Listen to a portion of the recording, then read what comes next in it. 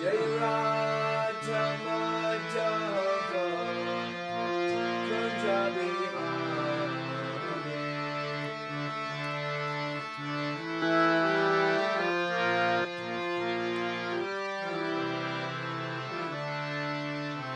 Gopi Chandra Vallabha Devadayata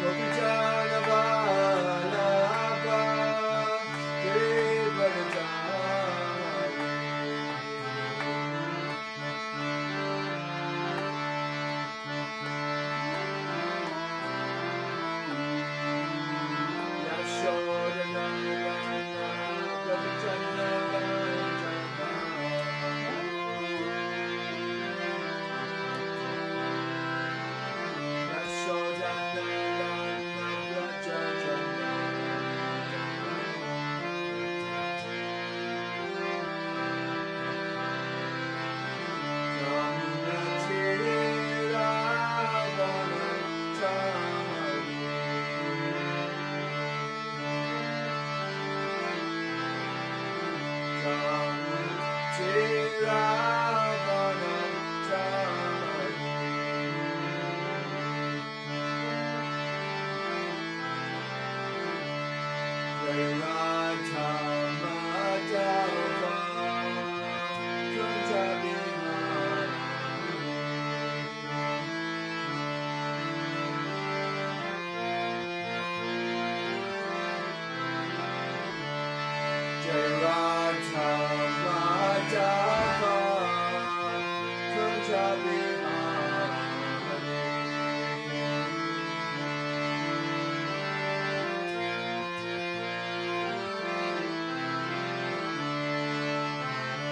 Chandra Vallabha Devadayata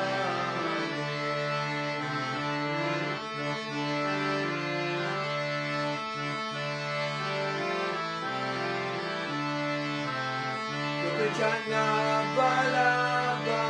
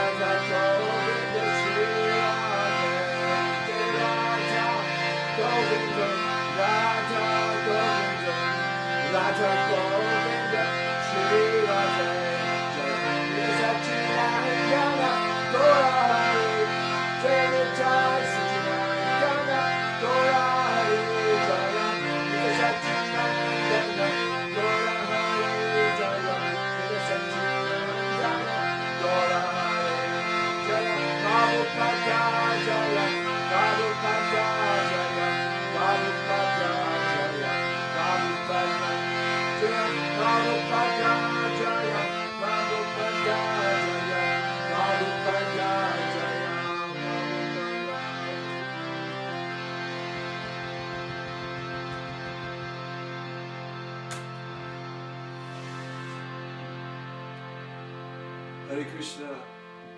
So welcome to the Inishrat Govinda Dweep Sunday program, Sunday class. Probably we may start changing the Sunday class to being live there because I was privy, of course, to the Govinda Dweep community thread, and knowing that there is many exalted devotees going over there at the moment, I think perhaps the class should be maybe by one of them, and it being broadcast live on Krishna Island.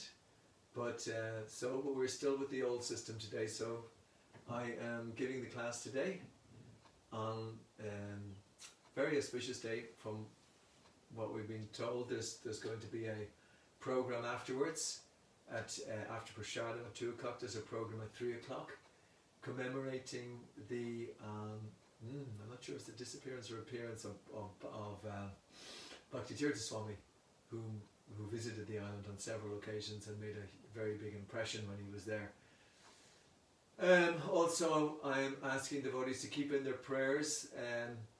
One of our devotees, back to Pat Malone, his mum died today, and he asked me to ask the devotees to pray to the deities for her onward journey, to wish her all your heartfelt best wishes to Pat's mum. I met her once or twice.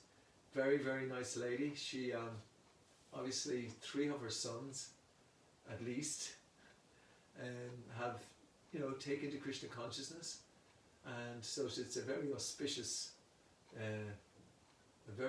family for something like that to happen in.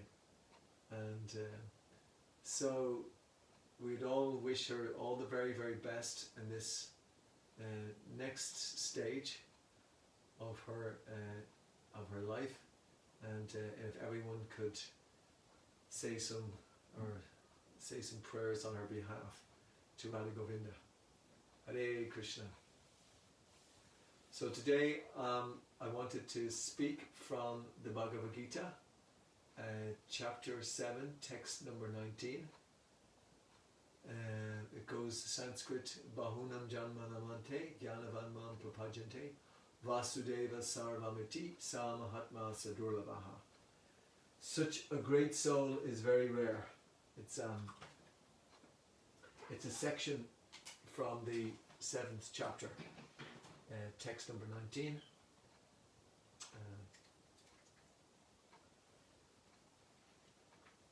Om Namo Bhagavate Vasudevaya. Om Namo Bhagavate Vasudevaya. Om Namo Bhagavate Vasudevaya. So, a reading from the 7th chapter, text number 19. Bahunam janmanamante gyanavam papajate Vasudeva sarvamiti samahatma sadurlabhaha. Bahunam, many, janmanam, repeated birth and death. Ante, after, gyanavan, one who is in full knowledge, mam, unto me. Prapadyate, surrenders. Vasudeva, the Supreme Personality of Godhead, Krishna. Sarva, everything. Iti, thus. Sa, that. Mahatma, great soul. Sadurlabhaha, very rare to see. Hare Krishna. After many births and deaths, he who is actually in knowledge surrenders unto me, knowing me to be the cause of all causes and all that is. Such a great soul is very rare. Purport by His Divine Grace Srila Prabhupada. The living entity, while executing devotional service or transcendental rituals, after many, many births, may actually become situated in transcendental pure knowledge that the Supreme Personality of Godhead is the ultimate goal of spiritual realization. In the beginning of spiritual realization, while one is trying to give up one's attachment to materialism, there is some leaning towards impersonalism. But when one is further advanced, he can understand that there are activities in the spiritual life and that these activities constitute devotional service. Realizing this, he becomes attached to the Supreme Personality of Godhead and surrenders to him. At such a time, one can understand that Lord Sri Krishna's mercy is everything, that he is the cause of all causes, and that this material manifestation is not independent from him. He realizes the material world to be a perverted reflection of spiritual variegatedness, and realizes that in everything there is a relationship with the Supreme Lord Krishna. Thus he thinks of everything in relation to Vasudeva or Sri Krishna. Such a universal vision of Vasudeva precipitates one's full surrender to the Supreme Lord Sri Krishna as the highest goal. Such surrendered great souls are very rare. This verse is very nicely explained in the 3rd chapter, verses 14 and 15 of the Svetasvatara Upanishad. Sahasra Sirsha Purusho Sahasraksha Sahasrapat Sabhumim Vishvato Vitva Chatishtad Dasan Angulam Purusha Evadam Sarvam Yadbhutam Yachchabhavyam Utamritat Vas Yeshano Yad Anen Tirohati. In the Chandogya Upanishad 5.1.15 it is said, Navai Vacho Na Chakshushmi Na Shrotrani Nam Shiti Achakshate Parana Iti Evakshate Pano Hi Evaitani Sarvani Bhavanti. In the body of a living being, neither the power to speak, nor the power to see, nor the power to hear, nor the power to think is the prime factor. It is life which is the center of all activities. Similarly, Lord Vasudeva, or the personality of Godhead, Lord Sri Krishna, is the prime entity in everything. In this body there are powers of speaking, of seeing, of hearing, of mental activities, etc. But these are not important if not related to the Supreme Lord. And because Vasudeva is all-pervading and everything is Vasudeva, the devotee surrenders in full knowledge. Let's see Bhagavad Gita 7:17 and 11:40. Amiganat Mirandasya Janajana Shalakaya Chakshuran Metam Dena Tasmai Shri Gurave Namaha. I was born in the darkness of ignorance, and my spiritual master opened my eyes with the torchlight of knowledge. I offer my respectful obeisances unto him. I kind of chose this verse because it's always kind of intrigued me, because I'm always thinking of, I really would like to go back to, I'm not always thinking of it, but I kind of think, how would you say, I think from time to time when I'm thinking about it, that it would be nice to go back to Godhead. Yes, that's great. But it says here that such a great soul is very rare. That means that I'll probably be out in the cold, out of my ear. I won't make it. And then there's another verse at the start of this chapter which says something very similar. 7:3. Manu Shanam Sahashres Reshus Kaschidhyatatam Sidaye. And I don't know the last two lines very well, but anyway, I will say them now. Yatatam api sidanam kaschin mam veti tatvataha. Out of many thousands among men, one may endeavour for perfection. And of those who have achieved perfection, hardly one knows me in truth. So then it gets even worse. And in many thousands, one may endeavour for perfection. And in those who achieved perfection, hardly one knows me in truth. So the question is, should I just sort of then settle down and take some kind of medium path, you know? I'm kind of not really into it, but not out of it either, you know? You know, is that what these verses are saying? Well, if we look at it in context, here's Krishna sitting on the chariot speaking to Arjuna,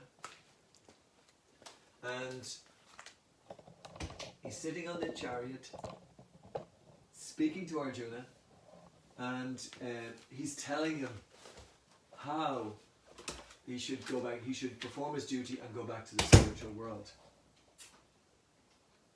So Krishna's telling Arjuna, but he's actually also telling 640 million others on the battlefield at the same time, the same question. And in fact, he's speaking it then so that the message will be broadcast forever and ever. So in that sense, he's certainly not keeping it hidden. He wants the message to go out there. And we know that verse at the Nachat Tasmin at the end, 1869, I think it is. There will never be one more dear than one who explains this message to my devotees. So Krishna, in one sense, he's saying it's very rare, but then in another sense, he's telling everybody. So it's like an open secret. So what should be the motivating factor in this, or why is Krishna presenting it in this way? And yet throughout Bhagavad Gita, Krishna's saying to Arjuna, just perform devotional service, bhakti yogi, yogi nama bisarvesham madgatananta shraddhavan. Never put in the last two lines of each of these. I remember the first one. Shraddhavan bhajateyo mam same yuktatamo maha mataha. And then the next verse is Maya Shakti Bhagavana Vacha Maya Shakta Mana Partha Yoga Yonjan Manashraya Asangshayam Samagramam Yagya Dasyasi Takshanu. The Supreme Personality of God said, now hear, O son of Pritha, how by practicing yoga in full consciousness of me, with mind attached to me, you can know me in full, free from doubt, So it's not as if Krishna doesn't want to get to know us. He's there with us all the time. There's another verse that I was actually trying to find before, and I practically looked up the whole Bhagavad Gita and I couldn't find it, and it was wrong in the index. It said it was 929 and it wasn't. I'm sure some great scholar there listening will know exactly where to locate that. I couldn't locate it anyway.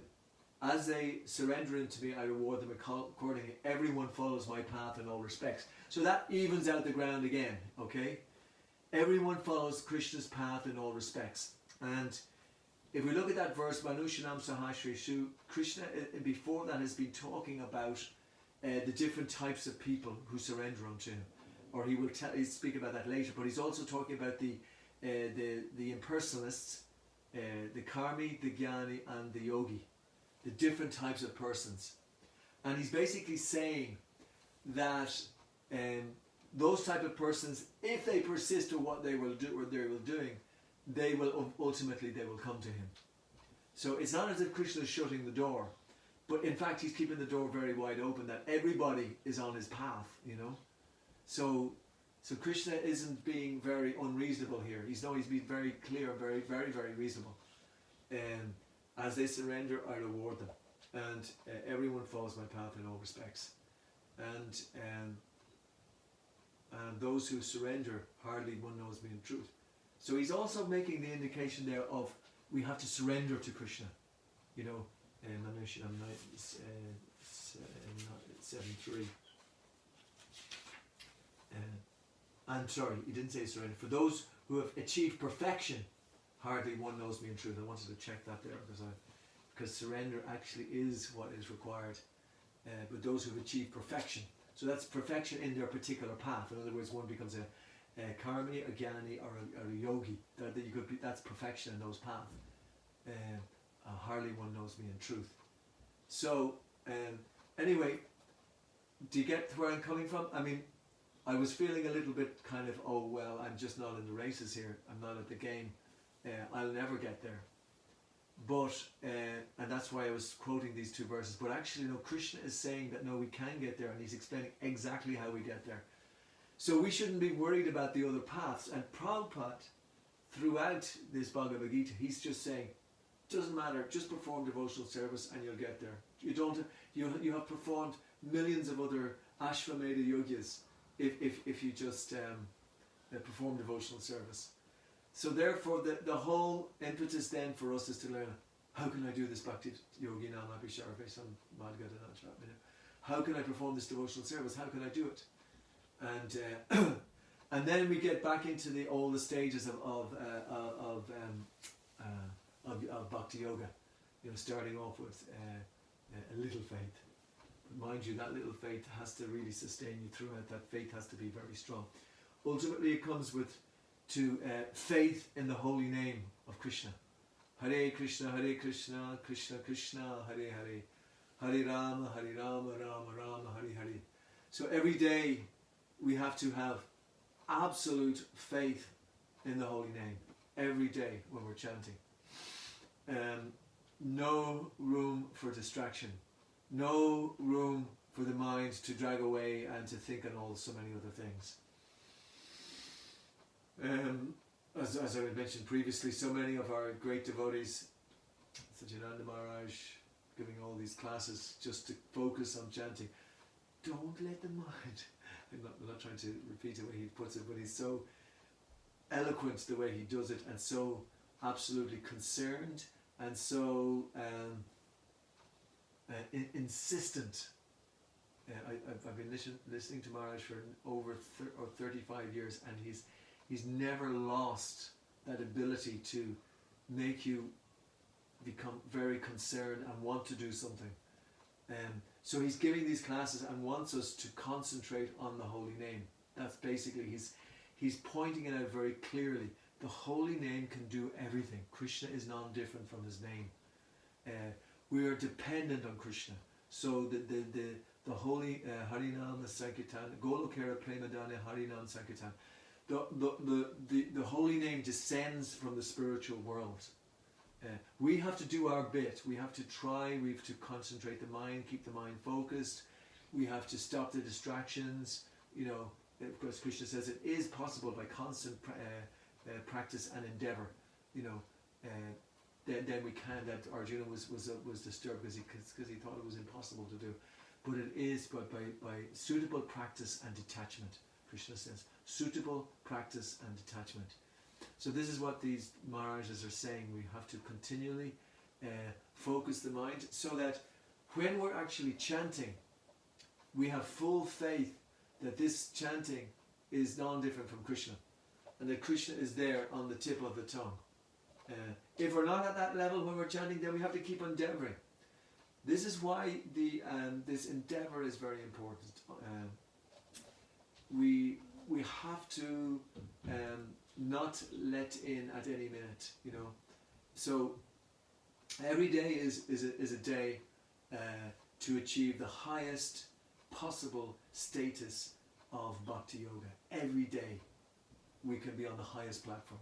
That is the way that we need to work. My reason for saying that is because if we give in to, well, I'm not so good today because I haven't really slept well, or I haven't done this well, or I haven't done that well, that will then every day will be like that, and we'll never be at the top of our game. But we should be working every day to make sure that our life is lived in a very balanced way, that we're getting all the things that we have to do in, and that we're giving proper time to all the necessary items. And that's Bhagavad Gita also says that about he was regulated in his different habits. Becomes ready then to be alert, to be ready for Krishna's mercy. So isn't that, listen to what I just said there? We have to be alert and ready for Krishna's mercy, because if we're asleep we won't be. So that is why I was listening to a very amazing class this morning by His Holiness Sri Ram Swami. I will be listening to it again, in which he talks about attention, and he went into the etymology of attention. He went into the whole different Sanskrit words which talked about what attention is, and concentration of the mind. He even spoke about the different languages, how language has a very major impact in our ability to access spiritual knowledge. He spoke about Sanskrit, of course, being the perfect language because it's the language of the spirit, the language of the soul. So the other languages, being somewhat deficient, then may not have the language actually to be on the very edge of what's been spoken. But then again, of course, Prabhupada also explained, and Maharaj also explained, that it's not that we're Sanskritist either. We just have to understand what is there. So we hear the Sanskrit and we understand the translation, and then we try to understand what is spirit and what attention is on the spirit. So back to the point though of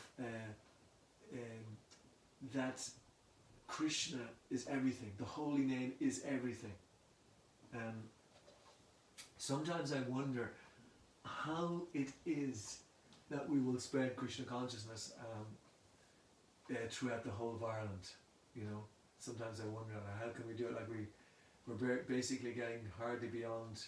Like I'm looking out here into my window in Castahini, in Dublin 15, and my next door neighbour, is from India, knows I'm performing Krishna consciousness. I don't know if he does very much on the level of sadhana, or maybe I know Dr. Gurwak is about maybe half a mile away, and Lakshman is about maybe half a mile, and he's these are our wonderful devotees, but as regards the whole of Castahini, I don't think that's happening. So sometimes I kind of wonder a little bit about that. But actually, if I can actually understand Krishna is not different from his name, or if I chant purely, then the holy name is Radharani in that sense. Hare, Hare, Hare. Many times we calling Radharani. And so she is spreading Krishna consciousness far and wide. So if Krishna sees that I'm sincerely trying to get access to the divine realm, then he will make that much more possible. Krishna is Hrideshe Arjuna Tishtati. Krishna's in everyone's heart. He's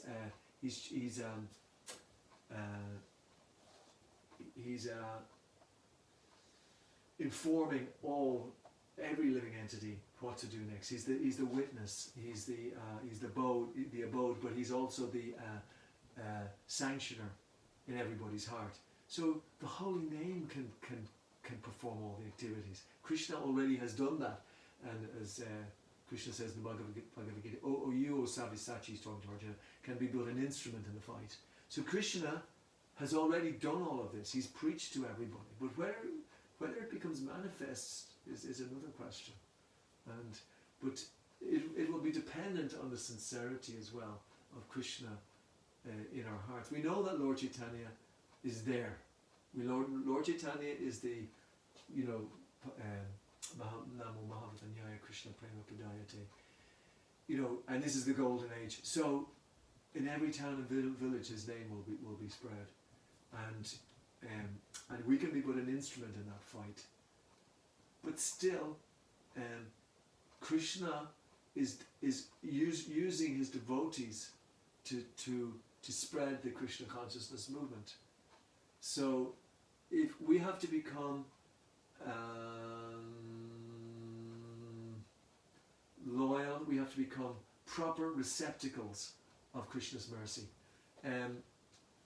Because on one level we're not different from Krishna, because simultaneous oneness and difference.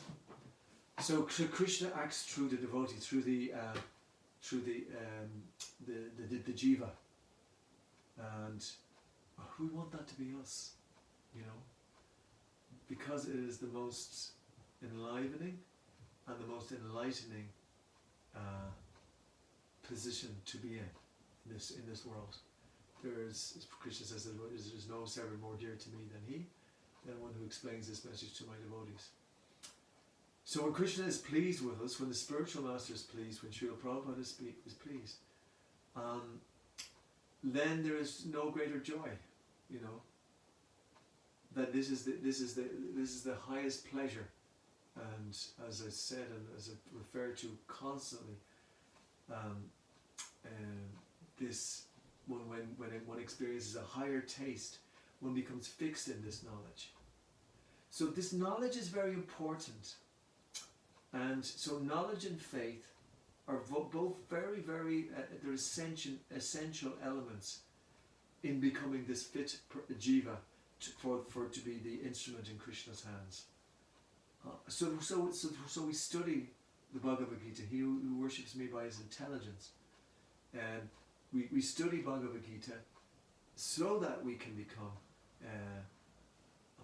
proper instruments, because it's like a map, it's a direction, we know where to go, we get little glimpses of where to go. So I, for instance, today I got that glimpse about the relationship between this verse and chanting the holy name purely. So Krishna's always there, but we have to be alert. So we have to live our lives in such a way to get to bed early, to get up early, to spend more time studying the Shastra, so that we can understand how to make advancement in Krishna consciousness.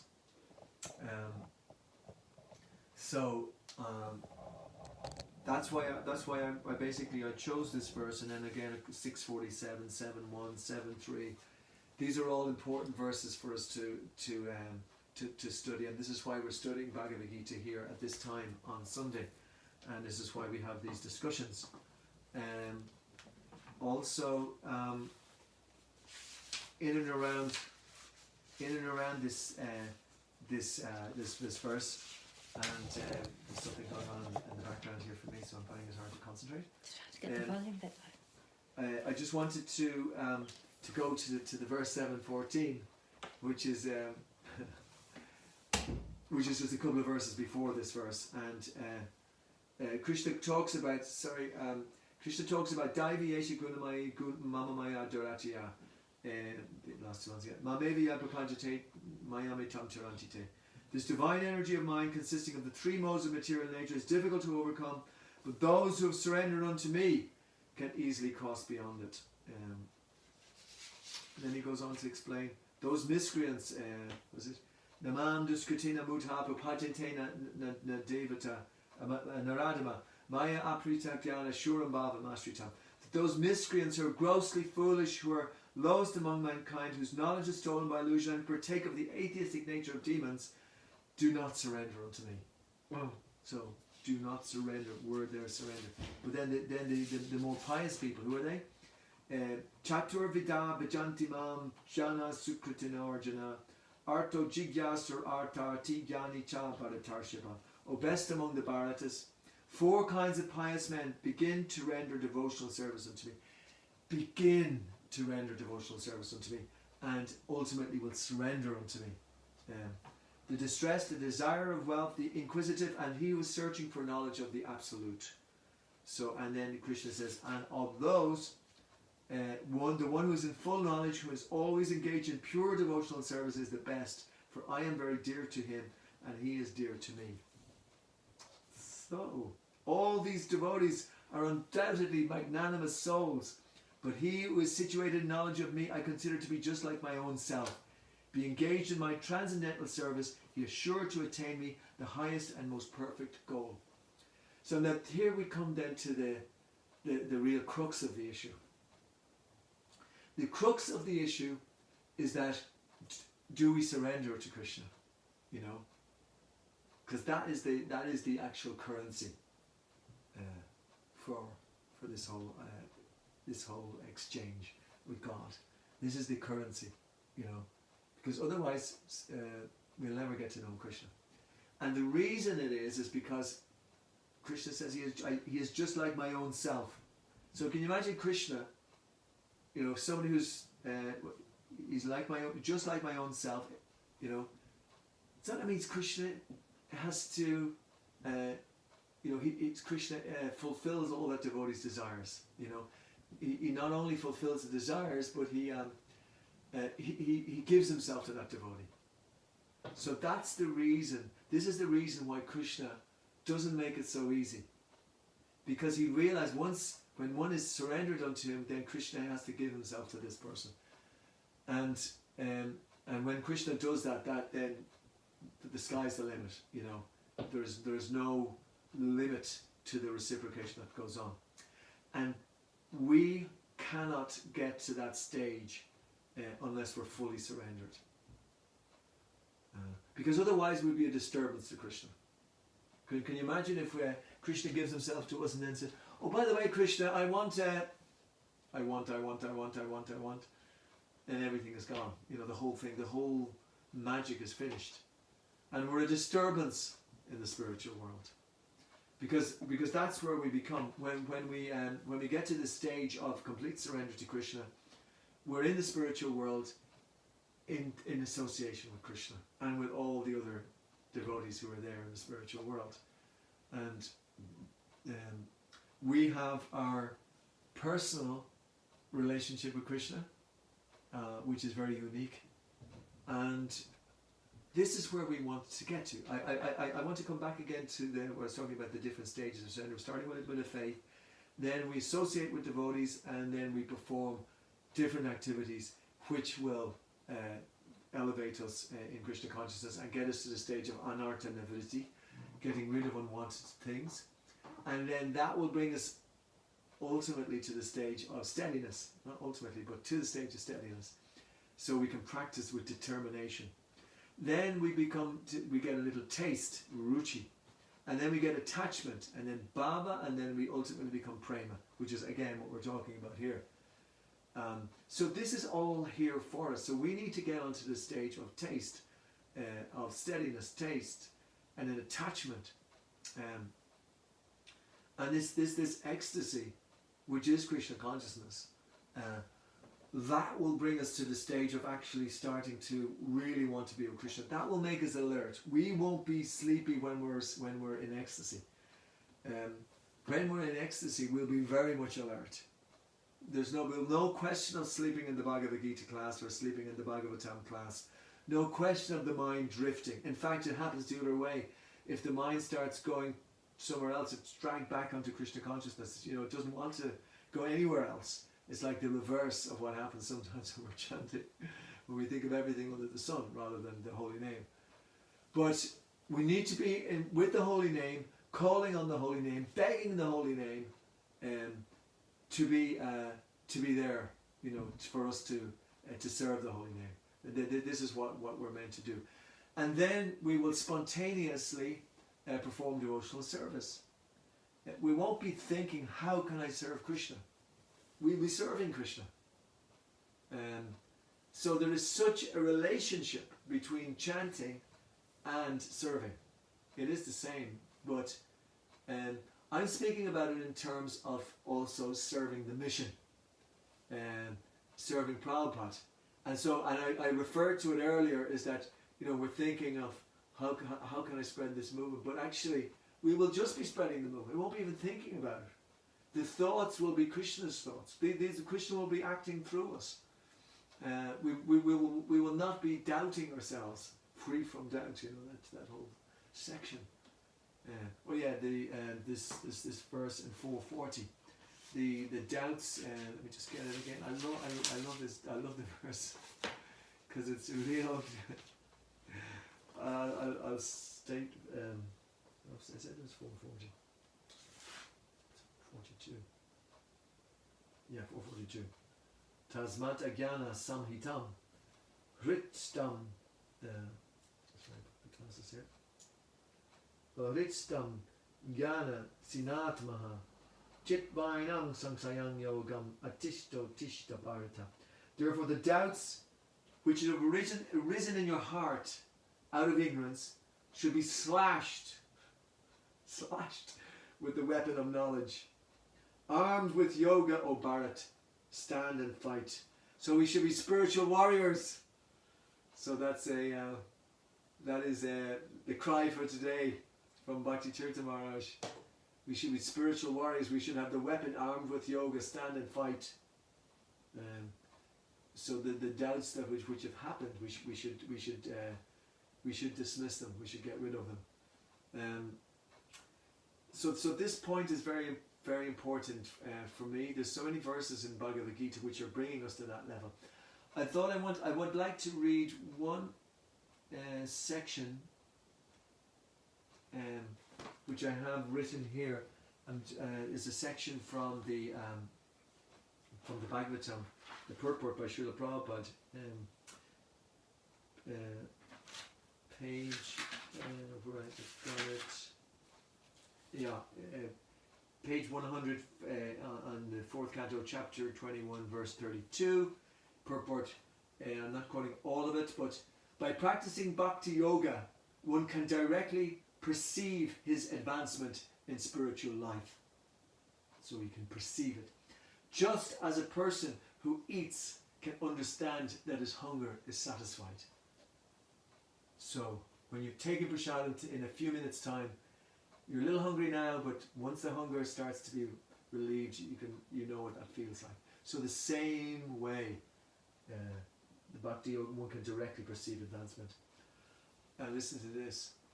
Our false appetite for lordship and enjoyment of the material world, that's a false appetite for enjoyment and lordship of the material world, is due to a prominence of passion and ignorance. We're trying to lord over nature, or material nature, through lust, anger and greed, through passion and ignorance. By Bhakti Yoga, these qualities are diminished and one becomes situated in the mode of goodness. Gradually surpassing the mode of goodness, one is situated in pure goodness, which is not contaminated by the material qualities. When thus situated, a devotee no longer has any doubts. He knows he will not come back to this material world. So this is where we want to get to. And that verse in the 18th chapter, so many verses along there, but the one that says, that determination which is unbreakable, which is held steadfast by yoga practice, is in the mode of goodness. I'm leaving out one vital point there, but anyway, it's there. So this is what I'm saying about knowledge, that we should study the Bhagavad Gita threadbare, you know. We may be good at knowing reciting verses, and we may not be. That may be something that we may have or we may not have. But at least we should know where the verses are. You know, we should be reading it sufficiently, Bhagavad Gita, to know where these verses are, because they will lift us up. You know, they will give us this determination, and then we lift up each other. I mean, many people have heard classes that they've been absolutely enlivened by, because that the speaker is performing that task. So by performing Bhakti Yoga, we're getting ourselves out of the modes of passion and the modes of ignorance. Those will gradually go away. That's why we're sleeping. That's why we're imagining. That's why we're not concentrating on the holy name. And that's why we're not living a controlled lives. That's why we're not moderate in our habits. That's why we go to bed late, not get up early enough. And that's why we're trying to get through the day tired.